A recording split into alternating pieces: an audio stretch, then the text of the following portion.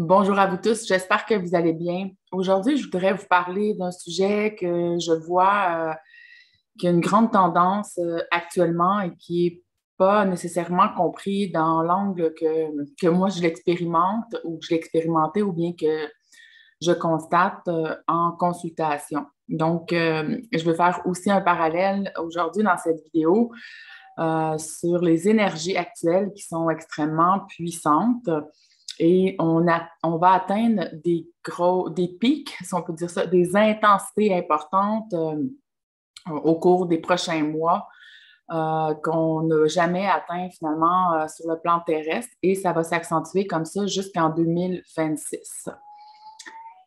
Et on peut avoir toutes sortes de symptômes par rapport à ces descentes d'énergie. Et quand il y a de la descente d'énergie dans nos corps subtils, qu'on appelle des chakras, c'est des centres énergétiques, on en a 7, dont un huitième en fabrication. Quand ces centres commencent à être infusés d'une nouvelle énergie, ils s'ouvrent de plus en plus à en recevoir plus. Et c'est important de ne pas forcer ces ouvertures-là parce que vous pouvez faire des psychoses. Ça peut aller jusque-là quand l'ego, justement, qui n'est pas en capacité de recevoir l'énergie et qui se croit en charge de tout, va forcer l'ouverture de ces centres énergétiques-là. Finalement, il se fait souvent plus de tort qu'autre chose. Donc, je ne vais pas rentrer dans tous les symptômes aujourd'hui. Je le fais amplement justement dans l'Observatoire Love, entre autres, quand je réponds aux questions-réponses. Dans cet espace-là où est-ce que les membres du programme Love peuvent avoir accès à des directs où est-ce qu'on pose toutes les questions possibles et inimaginables sur le parcours de Flamme Jumelle et sur ce processus d'initiation finalement qui est une révélation de soi. Donc, la flamme jumelle, c'est ça avant tout. Alors, puisque les énergies sont très puissantes, il y a des nettoyages, des libérations de mémoire qui se fait vraiment de plus en profondeur. On a également une plus grande capacité de recevoir l'énergie nouvelle, donc qui vient des plans supérieurs. Quand on parle d'un plan supérieur, on ne parle plus du plan de l'âme ou du plan de l'astral, mais on va parler des plans de l'esprit et pas des esprits. Ça aussi, c'est quelque chose qui est important de comprendre la différence entre le monde des esprits et notre esprit. On a mélangé un peu ça dans le New Age pour mélanger les gens. Donc, votre esprit n'est pas dans le monde des esprits, qui est le monde des morts, qui est plutôt référé au monde de l'astral. Ça aussi, c'est quelque chose que j'explique en détail dans les programmes Love. Donc, pour continuer à parler justement des énergies, parce que je peux toujours parler d'un million de choses et j'essaie de condenser, de restreindre à un sujet ou deux en particulier lors de ces enregistrements-là que je vous fais. Alors, les énergies sont puissantes. Il y a beaucoup de gens qui vivent toutes sortes de transmutations, de libérations et je vois justement en consultation des gens qui ont été faire soit des soins ou des ouvertures et qui ont forcé les choses et qui, en ce moment, vivent des symptômes vraiment pas agréables à vivre. Donc, si c'est le cas pour vous, la première chose que je vous conseillerais, c'est d'arrêter de faire toutes sortes de techniques énergétiques et de faire reposer vos centres d'énergie et ils vont s'ouvrir de manière naturelle quand ce sera le temps. Donc, pour l'instant, essayez de plutôt neutraliser ces ouvertures-là. Si vous avez des symptômes qui sont pas, qui ne se gèrent plus chez vous, c'est vraiment si vous n'êtes plus en capacité de gérer un système nerveux, par exemple, qui a été complètement mis à dure épreuve parce que notre système nerveux, notre système hormonal endocrinien, c'est les systèmes dans le corps physique qui sont les plus affectés par toute la transformation.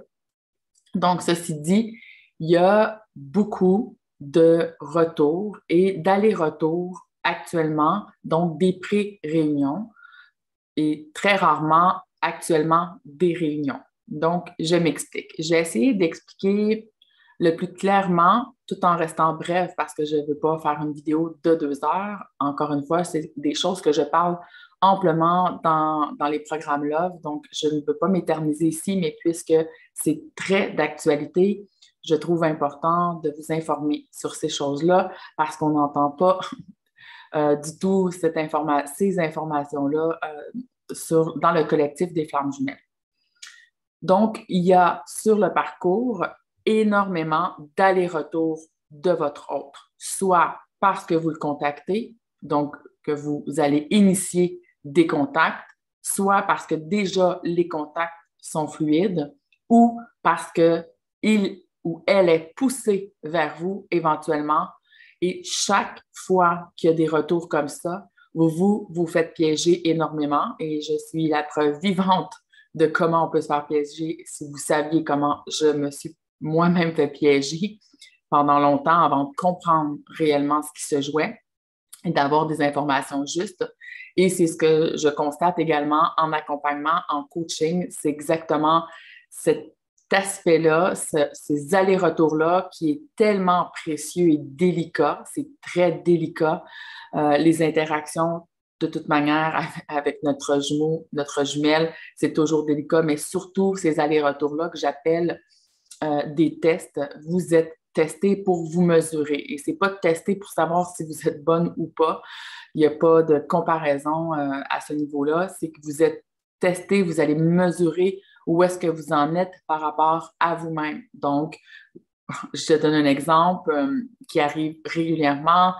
Une féminine qui porte le yang, donc on dit féminine, mais ça devrait être une masculine, mais la plupart, pour ne pas généraliser, sont dans un corps féminin, alors on appelle la féminine. Mais je ne vais pas rentrer dans les polarités, encore une fois, on s'y perd trop, puis l'importance des informations n'est pas là du tout.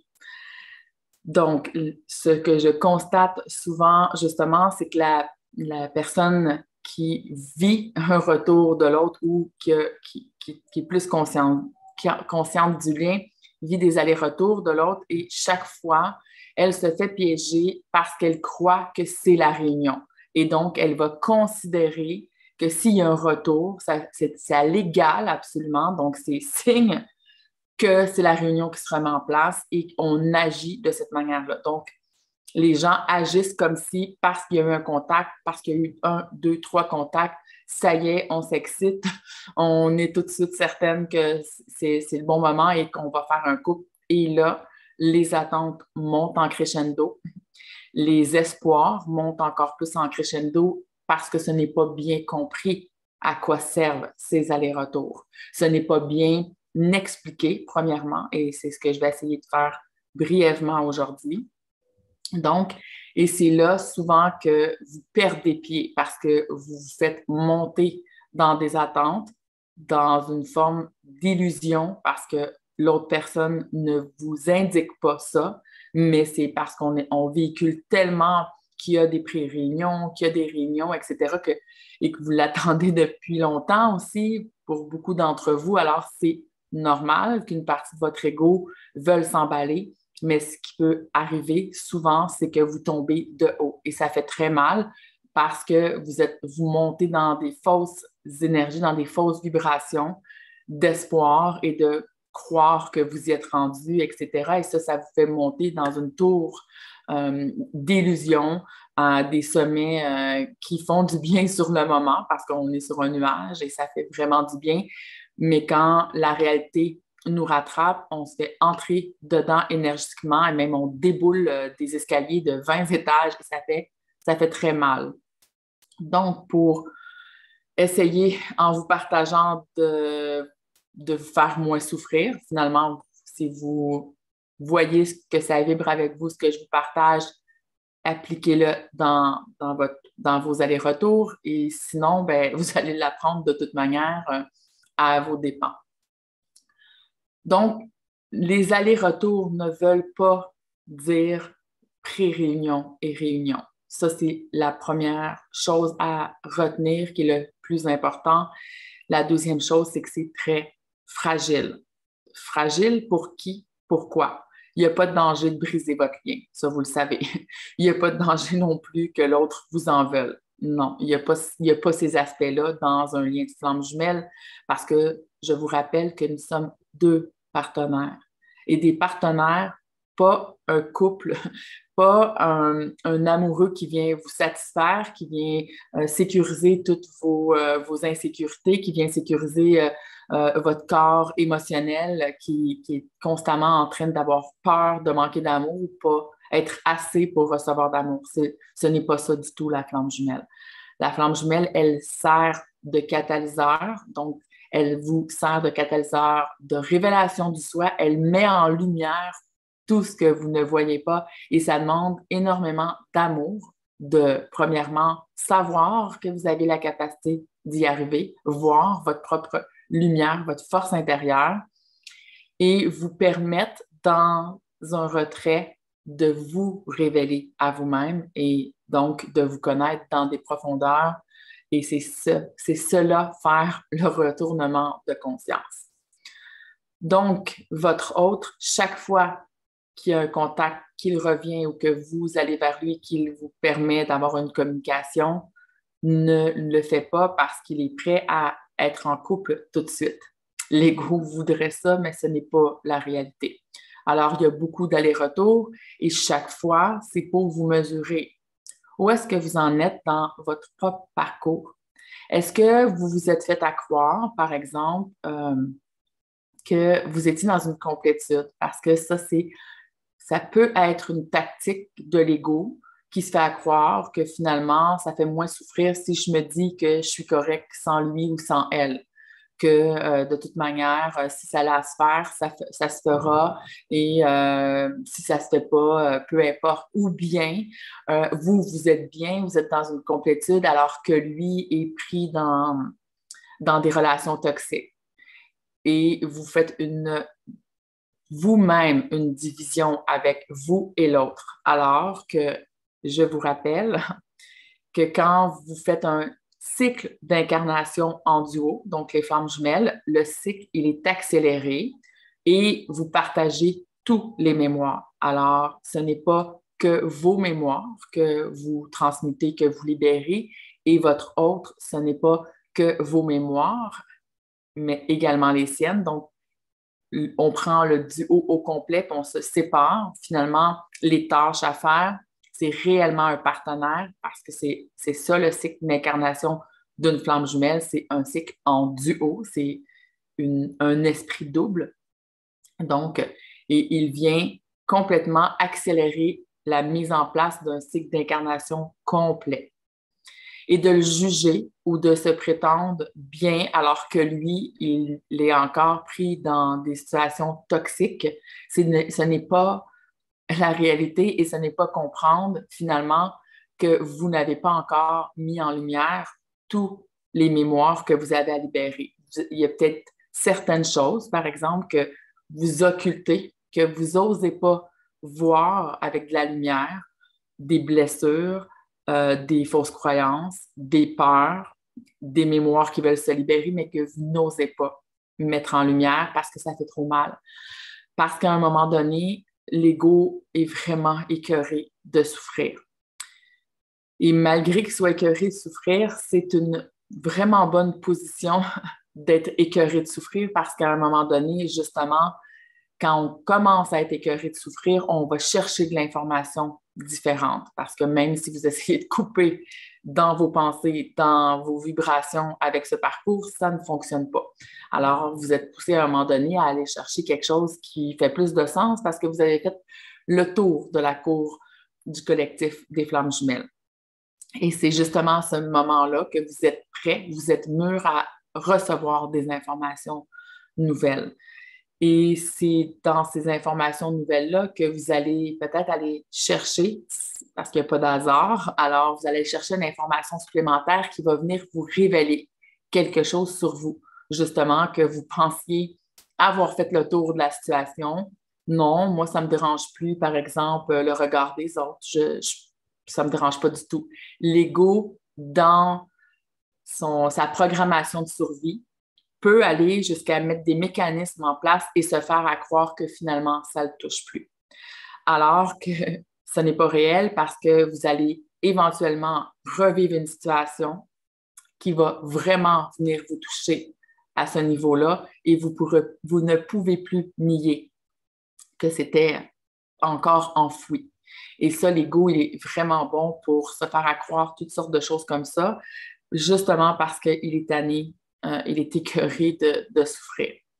Je comprends l'écœurement de la souffrance tellement, mais on doit se servir de cette énergie, de cet écœurement pour dépasser, pour casser les limites justement de l'ego et non seulement pour se plaire ou se sécuriser ou encore vouloir rester dans des anciennes habitudes, des anciennes croyances qui nous limitent.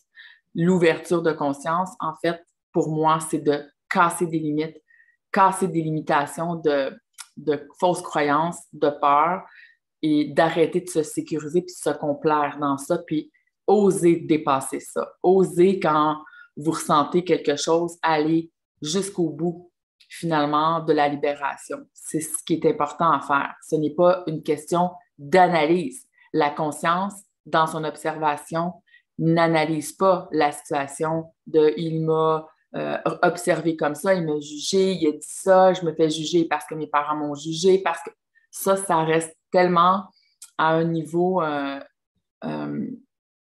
involutif, tellement l'analyse, elle ne nous sert à rien. On peut analyser pendant des heures. Ce qui est important de faire dans l'observatoire, finalement, dans l'observation de la réalité, c'est de vous mettre en pleine face avec des grosses lumières que ce n'est pas l'autre personne qui vous juge le problème, que ce n'est pas l'autre personne qui vous abuse le problème. En fait, c'est votre faille dans votre programmation qui fait pourquoi vous êtes impacté. Qu'est-ce qui en vous attire comme un aimant des gens de cet ordre-là? Parce que si vous observez bien au lieu d'analyser pourquoi cette personne elle a fait ça, au lieu d'analyser, vous observez, c'est-à-dire que vous constatez par rapport à vous, c'est ça, mettre de la lumière à l'intérieur de soi, c'est dire effectivement que c'est pas cette personne que je dois pointer du doigt ou dire que cette personne doit changer. Parce que si je l'ai attirée, c'est parce qu'il y a quelque chose à l'intérieur de moi qui vient en résonance avec ce que l'autre personne incarne comme personnalité, par exemple, qui peut être une personne qui se prend de haut et qui juge. Donc, on peut aller très loin dans cette observation-là, mais je vais revenir avec le sujet du jour, qui est les allers-retours. Donc, comme je disais, il y en a beaucoup d'allers-retours et chaque fois, c'est important de comprendre, premièrement, ce que je suis en train de vous expliquer en profondeur et d'aller mesurer. Donc, vous mesurez par rapport à vous-même et non par rapport à où est-ce que votre parcours avec votre autre est rendu ou où est-ce que votre autre est rendu. Et observez comment vous pouvez être dans le jugement. Ça, il y a deux, finalement, manières qu'on peut être polarisé d'un côté ou de l'autre et ne plus être dans notre centre. On peut être polarisé, finalement, sur le fait de le juger, de le trouver défiant ou toutes ces choses-là qu'on entend par rapport à notre autre et de ne pas comprendre le partenariat, pas comprendre notre partenaire et ses fonctions et nos fonctions. Puis de l'autre côté, c'est qu'on peut être dans une fausse complétude à se dire que tout est parfait, que de toute manière, il va revenir quand il va revenir. Si vous étiez réellement dans une forme de complétude, il y aurait des contacts plus souvent. Donc, et plus régulièrement, et vous seriez en capacité d'être dans une pensée, une parole et des actions juste avec votre autre. Ensuite, si réellement, dans votre ajustement à l'autre, il y a des contacts et c'est neutre, et il y a une possibilité de communication. Et la communication, elle est authentique. La communication, elle est réelle. Donc, ce n'est pas que l'autre personne ne parle pas réellement ou qu'il n'y a pas réellement de contact. Ce n'est pas une communication réelle et authentique. Je parle d'une communication où est-ce qu'on peut se dire les vraies choses. Ça ne veut pas dire que tout de suite, si vous êtes en couple ou s'il est en couple, qu'il va y avoir une séparation du couple et que vous allez créer la réunion tout de suite. Il y a certains temps que ça peut prendre, encore une fois, à mettre dans la matière parce qu'il y a des dossiers à fermer. Vous devez finaliser peut-être certaines relations, certaines situations dans une vibration d'harmonie et qui ne se fait pas dans le tempo de l'ego. Ça ne se fait pas parce qu'on vous dit que vous devez le faire, ça se fait parce qu'à l'intérieur, ce n'est pas mental, c'est vibratoire. Si je vous demande de m'expliquer pourquoi que vous voulez terminer cette relation-là, ça ne s'explique pas, c'est plus là, et t'en veux plus à l'autre et t'es pas en train de dire non, non, non, je veux plus m'entendre parler. Tu nies pas non plus, c'est juste, il n'y a plus rien, on a fait le tour du dossier et c'est le temps de fermer ce dossier. Et c'est la même chose chez votre autre. Donc, il peut y avoir une communication qui est authentique, qui est saine, qui est vulnérable, transparente, donner tous les, les attributs d'une communication dans un couple conscient qui est là et qu'on comprend que l'autre personne est en train de vivre une situation qu'elle a à vivre, qu'elle est en train d'équilibrer un karma que nous avons fait ensemble ou que j'ai fait ou que l'autre a fait, peu importe, ça nous appartient. Il est en train ou elle est en train de fermer un contrat. Et pour en arriver là, l'ego doit avoir été instruit par l'esprit qui est de l'intelligence supérieure et de voir très clair et d'être très mature. Et à ce moment-là, on est en capacité de vivre notre moment présent dans l'instantané, d'avoir un discernement, une lucidité, de comprendre tout ce qui se joue, puis on comprend aussi ce qui peut se jouer de l'autre côté. Ceci dit, il y a aussi plusieurs pré-réunions, des réelles pré-réunions, où est-ce qu'il y a une volonté des deux côtés à mettre quelque chose en place, à bâtir. Et on ne parle pas de couple, d'amitié, il y a comme pas de nom, pas de mot encore pour mettre dans une case la relation flamme jumelle quand le couple conscient commence à se bâtir. Donc, il y a une intention, une volonté dans l'intelligence du cœur des deux parties à je sais que c'est toi. Il y a une reconnaissance, mais pas seulement dans la période de lune de miel, mais il y a une réelle reconnaissance des deux côtés.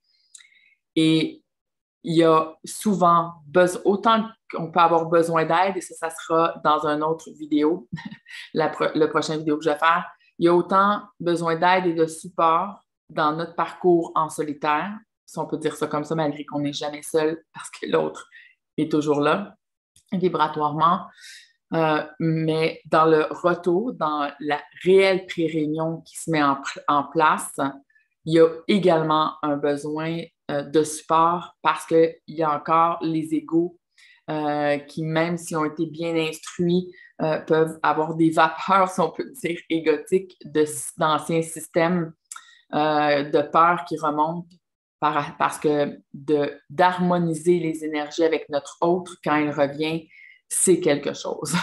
C'est vraiment une période, comme je le dis souvent, délicate et que l'ego, si vous pensiez qu'il était mature, effacé presque, eh bien, c'est là que vous allez voir comment il peut se réveiller comme un lion, un lion féroce finalement et que c'est trop tard, c'est échappé et c'est dommage d'être rendu aussi près d'une vibration qui était juste que vous avez maintenue pour être en capacité d'avoir une pré-réunion qui se forme dans la matière, puis parce qu'on vous a mal informé, parce que vous n'avez pas été bien préparé, eh bien, il y a encore une plus longue séparation qui se met en place.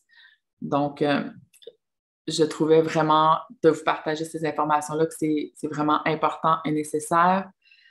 Alors, je vous laisse en vous indiquant d'aller voir sous la vidéo. Il y a des informations sous la vidéo que j'ai mis des informations nouvelles, entre autres sur la garantie du programme Love. Le programme Love 1, j'ai maintenant mis une garantie. J'ai tellement eu dernièrement de gens qui avaient attendu 6 mois, 1 an après m'avoir découverte, finalement, avoir découvert les informations que je vous partage et j'en partage qu'une petite partie sur YouTube parce que finalement, je vous donne environ 15-20% de tout un savoir. Et on me dit, Mélanie, je ne comprends pas pourquoi je n'ai pas voulu aller vers le programme. Et finalement, en discutant avec plusieurs personnes, ce qui ressort le plus souvent, c'est qu'est-ce que je vais aller chercher de plus? Est-ce que vraiment ça va m'apporter quelque chose de différent? Parce que le programme Love est complètement différent de tout ce que vous n'allez pas entendre sur les flammes jumelles. Et si certaines personnes, en fait, en doutent, eh bien, j'ai mis la garantie en place justement pour vous dire, écoutez, faites le programme et si ça ne vous apporte pas quelque chose de neuf, si ça ne fait pas diminuer vos souffrances, Et si ce n'est pas révélateur pour vous, après 5 semaines, donc la moitié du déploiement du programme, je vais vous rembourser parce que je suis tellement certaine de ce que ce programme-là peut vous apporter que la garantie, eh bien, elle fait beaucoup de sens. Alors voilà, si vous voulez plus d'informations sous ma vidéo ou sur mon site Internet, je vous souhaite une belle journée, une belle semaine. Je vous embrasse. À bientôt.